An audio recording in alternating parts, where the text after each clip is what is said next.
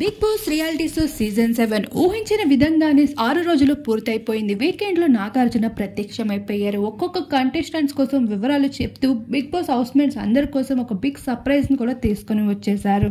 అయితే ఈసారి హౌస్ లోపలికి అడుగుపెట్టిన కంటెస్టెంట్స్ కి ఒకేసారిగా నామినేషన్ ప్రక్రియ మొదలు పెట్టేశారు. కంటెస్టెంట్స్ పర్ఫార్మెన్స్ చూడకుండానే నామినేషన్ పెట్టడంతో నామినేషన్ ఓటింగ్ పోల్ లో కూడా పల్లవి ప్రశాంత్ హైయెస్ట్ గా ఉండగా లీయెస్ట్ లో కిరణ్ ఉండడం జరిగింది.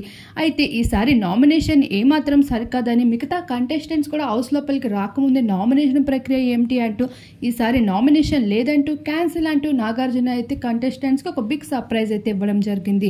అలానే కంటెస్టెంట్స్ పర్ఫార్మెన్స్ కాస్త తక్కువగా ఇస్తున్నారని మరింత పెంచాలంటూ చెప్పుకుంటూ వచ్చారు. మిగతా కంటెస్టెంట్స్ ఒక్కొక్కరుగా స్టేజ్ పైకి రప్పించి వాళ్ళ డాన్స్ పర్ఫార్మెన్స్ తో పాటు వాళ్ళతో కూడా సందడి చేసి హౌస్ లోపలికి పంపించడం జరిగింది. ఇంకొంతమంది కంటెస్టెంట్స్ వైల్డ్ కార్డ్ ద్వారా హౌస్ లోపలికి వెళ్ళబోతున్నారు.